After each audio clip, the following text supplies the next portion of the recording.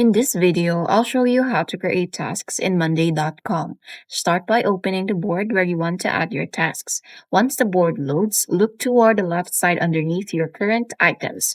Click the plus add task button and type the name of your task. Press enter to save it. Repeat this process for additional tasks. Now let's add more details to each task.